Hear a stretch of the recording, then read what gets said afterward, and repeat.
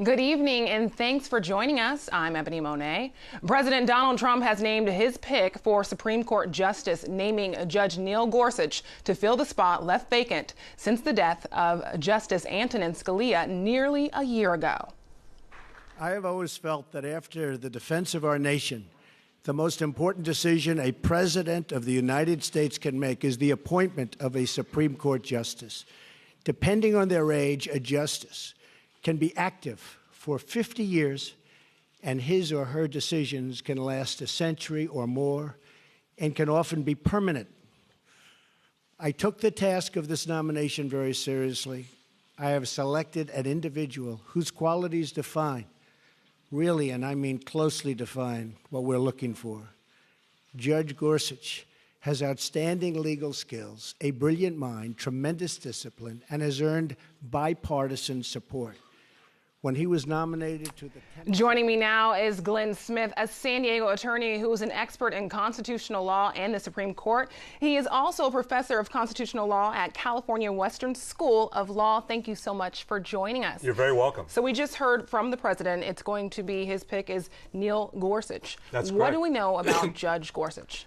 Well, we will not nearly as much as we will get to know over the next month or two. Certainly there's an intensive getting to know process. Everyone's going to be looking at every opinion, every letter, every op-ed column or anything. But I think what we know is so far is that he's definitely in the mode of the person he's been nominated to replace, Justice Antonin Scalia. He believes in the original intent theory of constitutional interpretation, which says we should figure out what the intent of the framers was and not allow the Constitution to evolve in radically unforeseen situations. I think he's a pretty establishment figure in terms of his background and a pretty safe choice. When you say safe choice, given the political climate, what can we expect from this confirmation hearing? Yeah, well, it's hard to say. It depends in part on how a bunch of factors come together. It depends on whether the Senate Democrats decide to make this their big fight, or whether they figure that since this is a conservative originalist replacing another conservative originalist, it's not the big sea change threat to the court that they worry about. And it also, of course, depends on how the nominee does, how the administration is perceived, a bunch of questions that affect what the framers have left us as a very political process. And when you talk about political process, is it accurate that Democrats are pretty upset right now that President Obama's pick was never even considered? Yes, justifiably upset, because they I think that he should have at least been given a hearing and a vote, and that didn't happen. And so I think there's always a risk that there'll be a payback, view or attitude. But I think that the Democrats are also still trying to figure out how they want to play this. There's also the risk that if they play true hardball, the Senate might be moved to do what's called the nuclear option, which is to change the 60-vote filibuster rule to a rule that would allow a majority of senators, which of course would be a majority of Republicans, to make the choice. That would be a lasting change in the way that nominations happen and the political dynamics. So there's a lot at risk and a lot of strategizing politically for everybody involved in this process to do. And when you talk about, we're talking a lot about politics. Yes. This is a very political process. That's right, it is. But it's also a very important position for us all. Can you expand on that? Well, and that's really what I hope, that whatever else happens, I hope that the focus will be kept on what I think are the really important issues, which, as the president says, this person will be on the court, perhaps for 40, 50 years, and they're going to be making their mark on the judiciary and dealing with issues that we can't even now anticipate. So for me, the question for all these nominees is always, do they have the kind of judgment, do they have the kind of flexibility of mind to take into account, changing technology and changing society, or are they rigid and ideological and hidebound? And that to me is really what, if I were a senator, I'd be trying to figure out, much more than how are they going to vote on this particular short-term issue. And could President Trump get another nominee? It's likely statistically. I mean, certainly there are 3 justices on the court who are over the age of 80.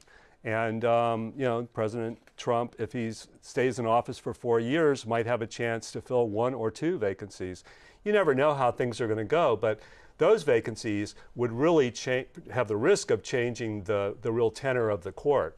And that may be where you see the real political dust-up happen in a year or 2 from now. Nothing's certain, but this nominee sort of sends the court back to the balance it had when Justice Scalia was on the court, which is 4 more conservative justices, 4 more liberal justices, and Justice Kennedy in the middle. So it's not a radical sea change, certainly not what Merrick Garland would have brought to the court, which is why, as you said, Democrats are very upset about the fact that Garland wasn't put on the court. Glenn Smith, thank you so much for joining us. Oh, it's my pleasure. Thank you. PBS NewsHour will have more on the nomination of Judge Neil Gorsuch to the Supreme Court coming up tonight at 7. San Diego faith and civil rights leaders are uniting against President Trump's temporary ban on immigrants and refugees from 7 Muslim countries. But a few residents are in favor of it. KPBS reporter Jean Guerrero explains. Some San Diegans believe Trump's ban is keeping them safe. I spoke with a former Iraqi interpreter known as Johnny Walker, who says he's grateful for the ban. When I'm back in Iraq, when I sleep, I keep the AK-47 underneath my pillow. So if something happens, I'm ready to kill. Do you want to have that feeling? You know, the killing feeling is bad, it's so bad. You will never be a human being again. Do you want to have that feeling? You, as a civilian? No. He says opponents underestimate the dangers abroad. Meanwhile, opponents say the ban is based on irrational fears and prejudices. The Council on American-Islamic Relations has launched a coalition of 20 faith and civil rights groups to fight Islamophobia in San Diego.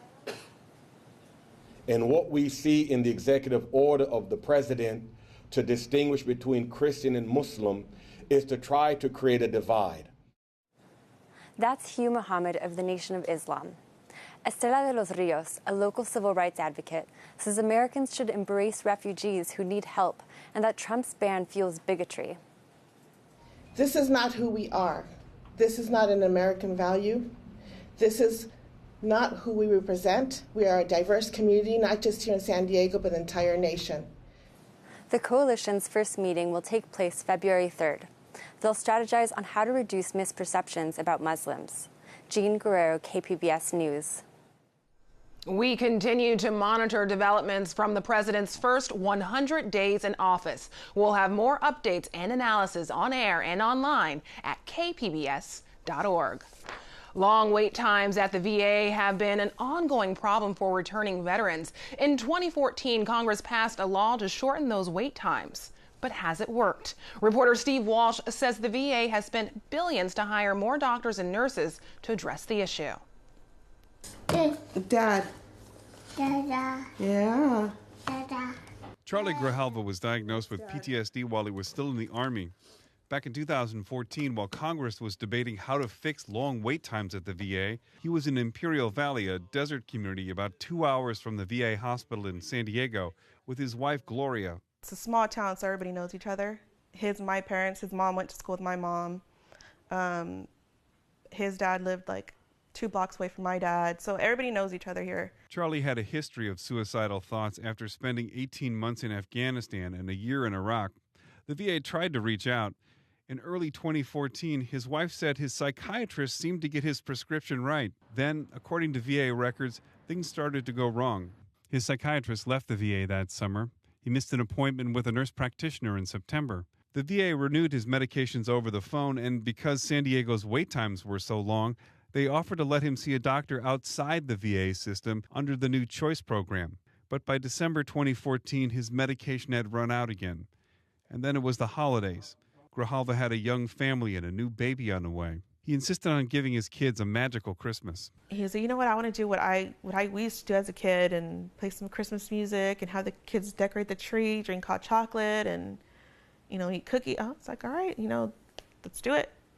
Even though he was still feeling the way he was, he wanted to have that kind of Christmas for his kids. A few days before Christmas, his wife found him. He'd hung himself a few hours after he had texted her, "I love you." He had told me when he was at his lowest. I don't want my kids to see this. I don't want to put my kids through any of this. You can't say whether the VA would have saved his life, but everyone agrees the system, with its long wait times, needed to be fixed. That's why Congress passed a law that was supposed to give VA hospitals the resources they need to help veterans like Grijalva see a doctor. David Shokin joined the VA after the law passed, but it was his job as a top VA official at headquarters to help hospitals use Veterans' Choice money to help beef up their staff. Our goal is to get them the health care professionals that they need, so that the choice money, we wanted everybody to go out and execute on it and to use that money as quickly as possible, because we have a sense of crisis. For the past several months, KPBS and NPR have been looking at how the VA spent the $2.5 billion in the choice law that was used to hire staff inside the VA. To give you a little illustration of what we found, I took a car ride around Southern California. The first stop, the big VA in Los Angeles. We're out here at the West Los Angeles VA. This is in the middle of the day. It's very busy here. If you look down here, you see full parking lots, vets coming in and out for their appointments. We decided to come up here on the 5 from San Diego to take a look at where the VA decided to hire doctors and nurses. Now, this is one of the busiest VAs in the country, but they actually received fewer people than San Diego. And their wait times have actually gotten worse over the last couple of years. Okay, so that's L.A. Now, our reporting found that L.A. was one of 33 hospitals around the country that the VA actually prioritized under Veterans' Choice. But it did not get a lot of new staff considering its size.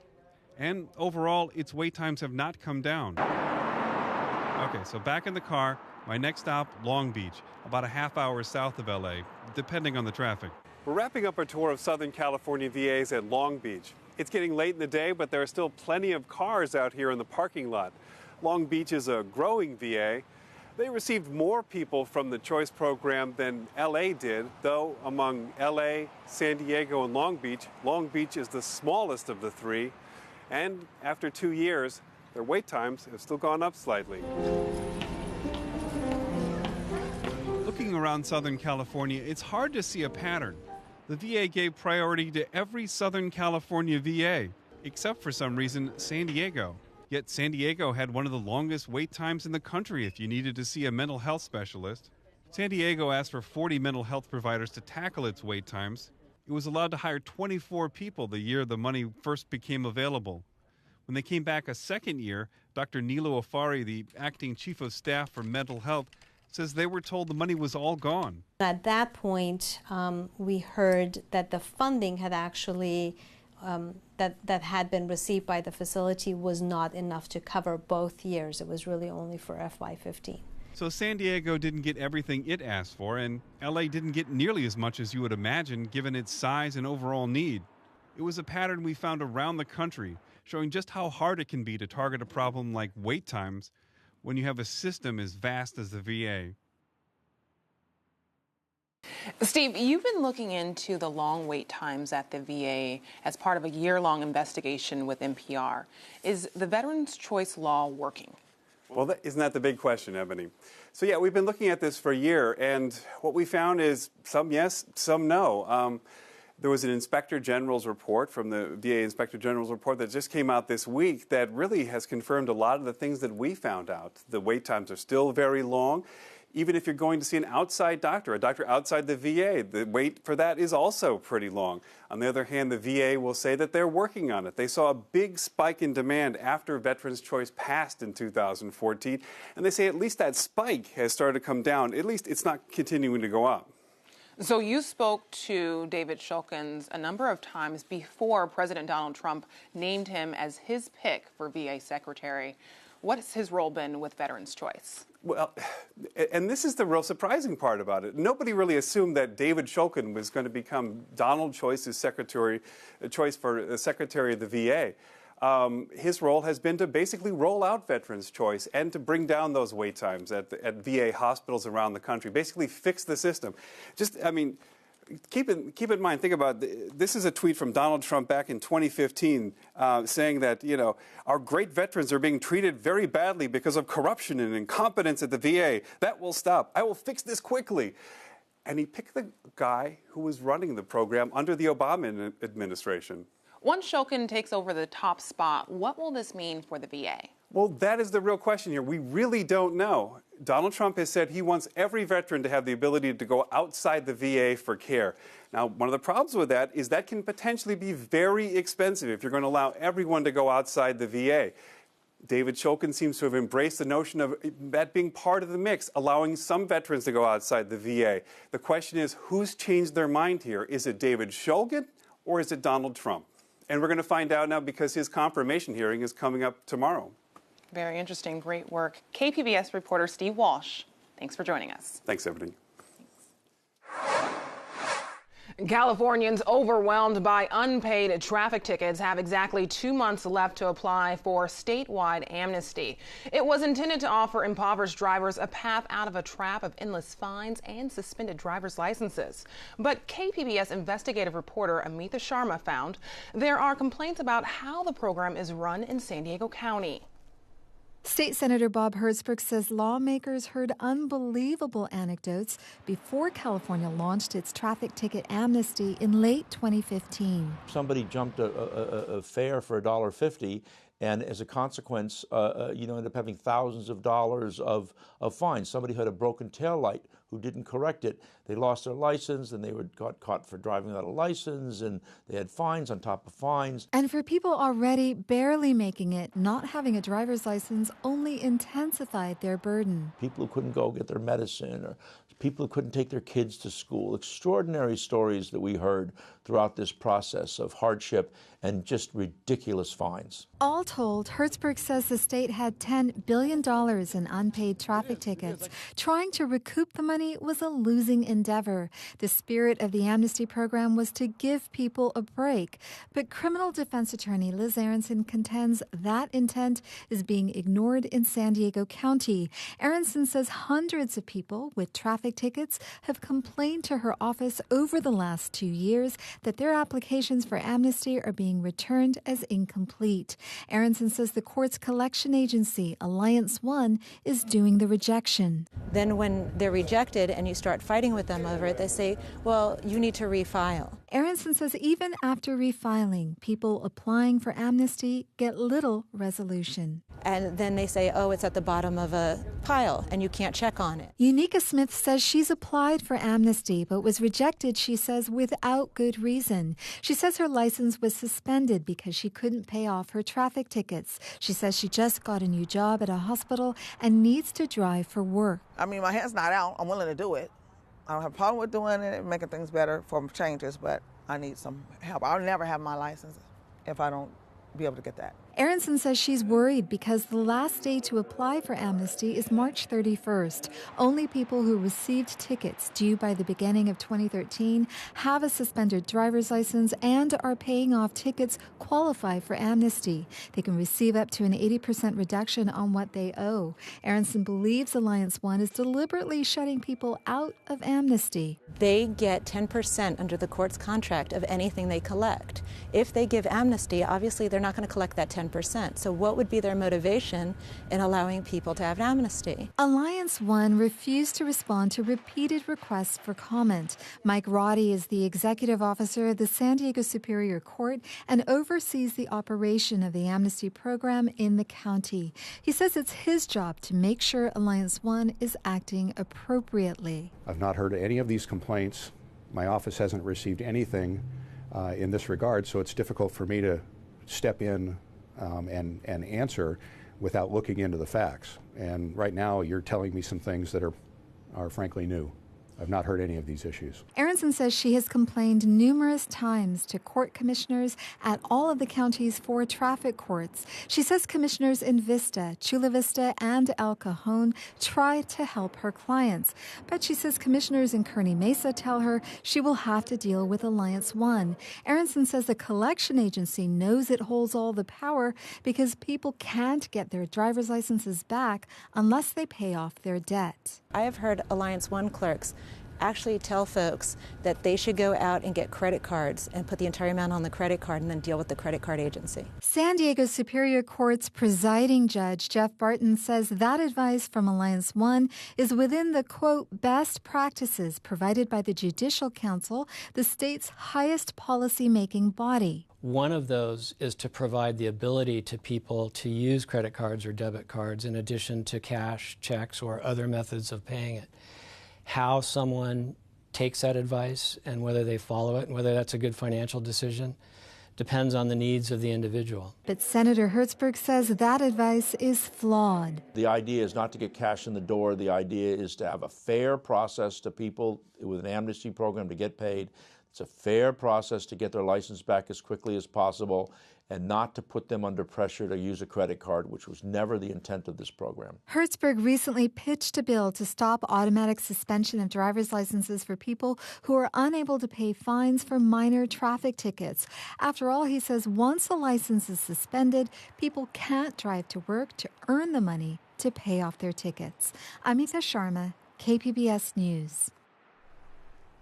Another warm, sunny day in San Diego, but how long will the sunshine stick around? Shanae Shocker lets us know. Across Southern California, seeing some pretty beautiful weather here in San Diego County. I'm Shanae Shocker. Well, taking a look at our satellite and radar, we continue to see an area of high pressure inland that's keeping our weak offshore flow at the surface wind level.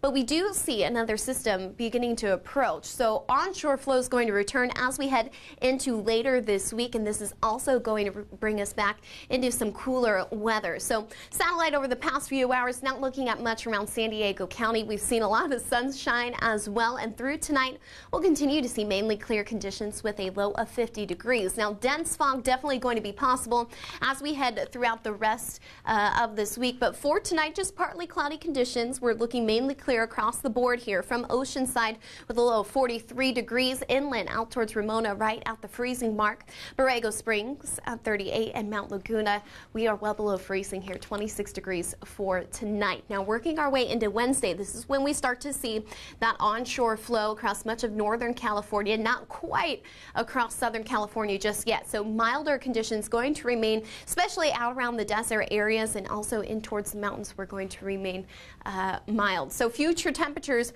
looking ahead will be around 64 degrees in Alpine for our Wednesday afternoon. San Diego right around 71. Out towards Mount Laguna, 68 degrees. And then we head in towards the nighttime hours. Temperatures here are going to drop into the upper 40s for Mount Laguna. Alpine at 40 degrees, and along the coastal regions we're a little bit more mild, 48 degrees for Oceanside, 53 into the metro area.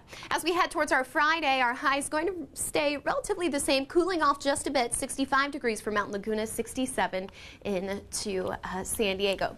Look at our futurecast continues as we head towards our Thursday. We'll see a couple of rain showers off towards our north near San Bernardino County as well as Orange County as that area of low pressure begins to push across the region. However, for us here in San Diego County, not quite seeing too much of that wet weather, if any, though we will start to see some foggier and cloudier weather heading towards the weekend.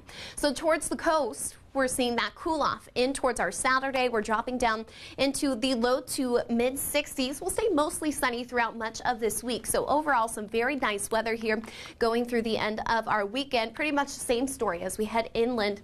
We're dropping from the low 70s into the mid to upper 60s here. Also continuing to see some mostly sunny weather. Into the mountains we go, and we will see some breezier conditions heading towards our Friday into Saturday. However, not too bad here. Cooling off into the mid 50s for the weekend with mostly sunny skies.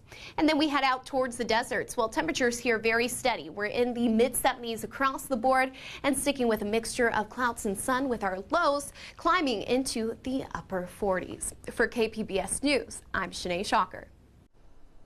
One of the most beloved seafood restaurants along the downtown San Diego waterfront is serving up its last bowl of clam chowder today. KPBS reporter Susan Murphy talked to people about what made Anthony's Fish Grotto so special. Devoted customers of Anthony's Fish Grotto have been lining up all week for one last meal. Fish and chips.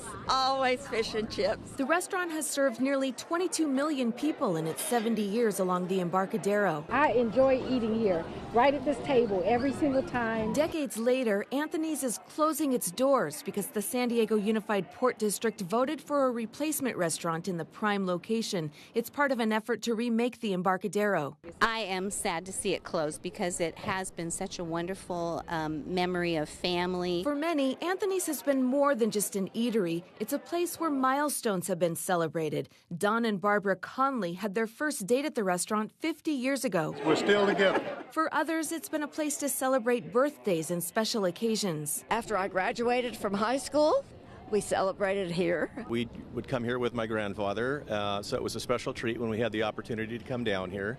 We used to come here all the time. Sorry, it's going to close.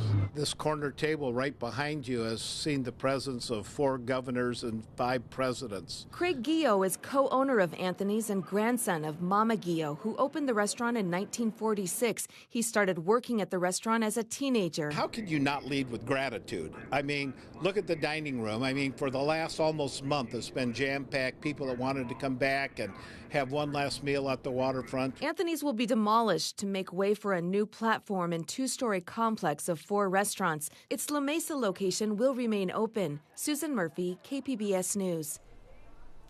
Thanks for joining us. Have a great night.